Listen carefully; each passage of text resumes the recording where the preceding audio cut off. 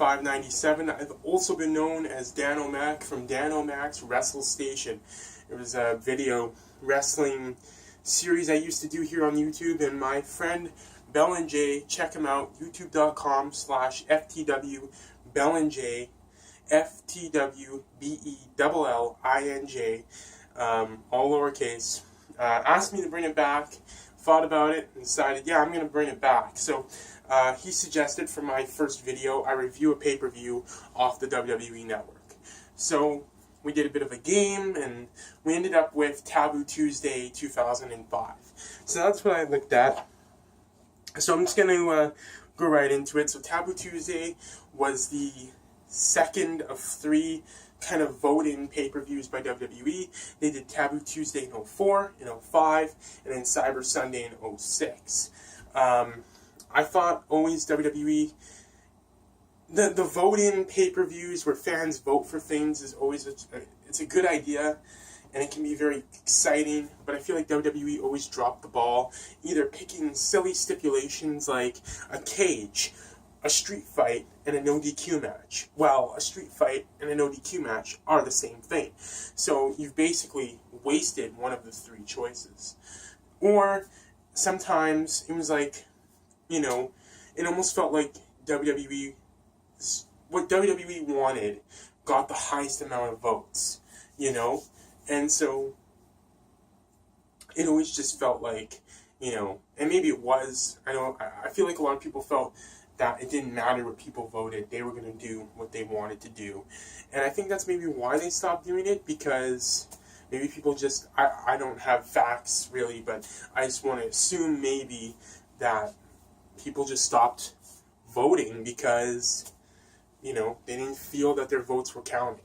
And I know that, you know, WWE, when they launched the WWE app and stuff like that, they continued doing stuff, you know, to try and get people to get the app to offer voting for matches, and it always just still seemed to be the same kind of lame setup where we weren't really being given choices, and kind of the obvious choice that WWE would go with was winning by a landslide. So anyways, that's kind of my rant on Taboo Tuesday and Cyber Sunday and voting matches by the WWE.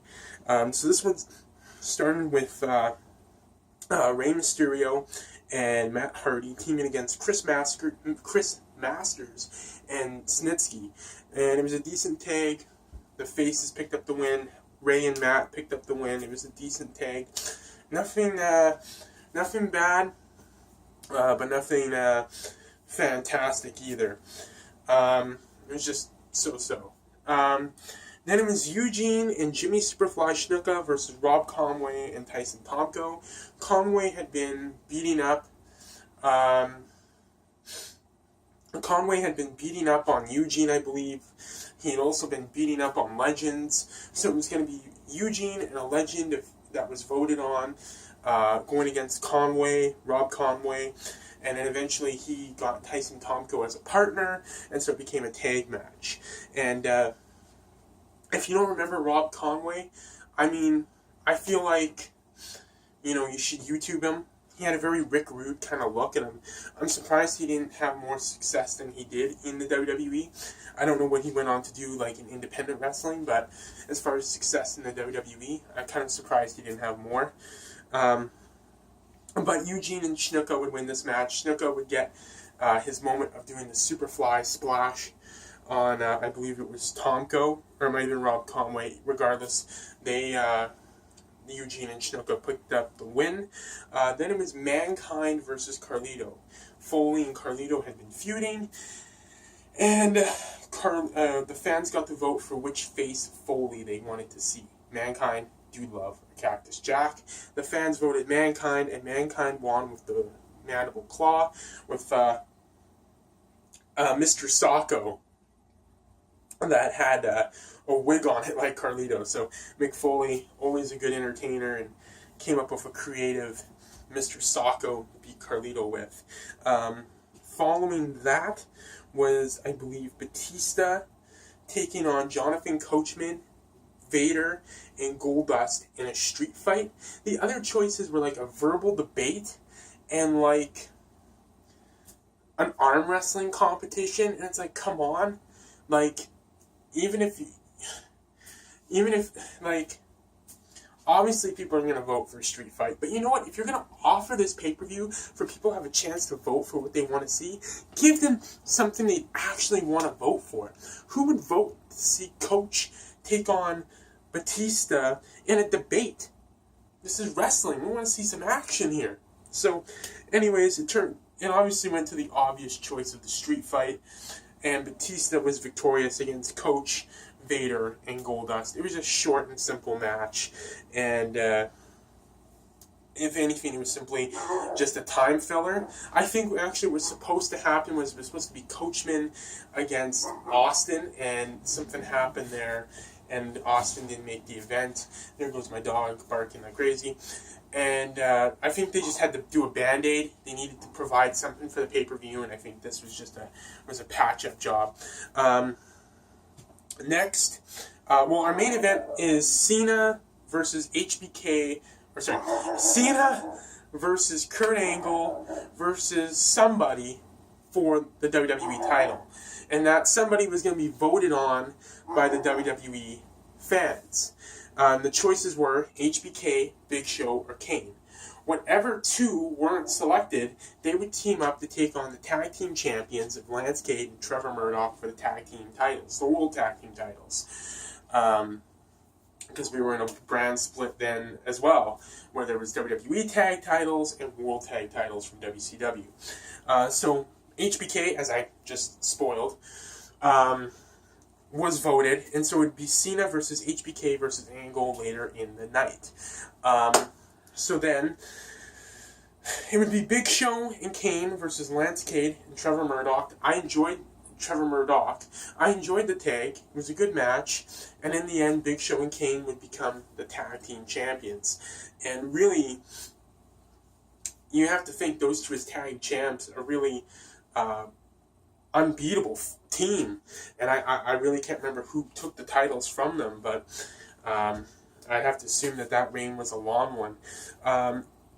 Next, and I probably got the order flipped up here at some point, but before we talk about the main event, we'll talk about the Fulfill Your Fantasy Battle Royal for the women's title. So going to be a Battle Royal, and the fans got to vote what the women would be wearing while they're competing. Cheerleader outfit, leather and lace, or lingerie. And the fans voted lingerie.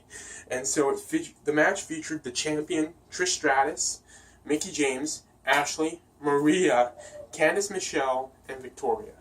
And it was during that whole angle where Mickie James was like Trish Stratus's #1 fan, super obsessed with her. So Mickie James ended up eliminating herself and Victoria in the end to allow Trish Stratus to retain her championship. And then in the main event, it was Cena, HBK, and Kurt Angle. John Cena, HBK, Shawn Michaels, and Kurt Angle in a triple threat for the WWE Championship. I personally love this match. It was my favorite one on the card.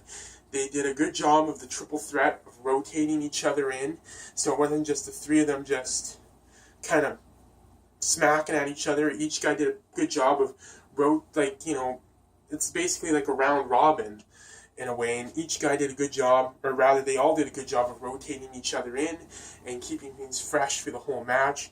And it was really just a good fight, a good slugfest, a real fight. And I love wrestling when it's I love matches when it's just a lot of slams and punches and kicks and a lot of just, when it's really hard hitting.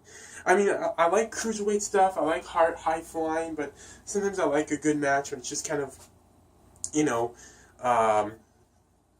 hard hitting slams, finishers, and just a real fight. And that's what this match was, with John Cena being victorious after hitting the FU at the time. Now the AA, because we don't want little kids saying FU to their teachers. So anyways, that was Taboo Tuesday 2005. That was my thoughts on it. If you have an event, a pay-per-view, an edition of Raw, NXT, SmackDown, Ring of Honor, or any other wrestling promotion you want me to watch and review, leave it in the comments below. I'll try and do one of these about once a week.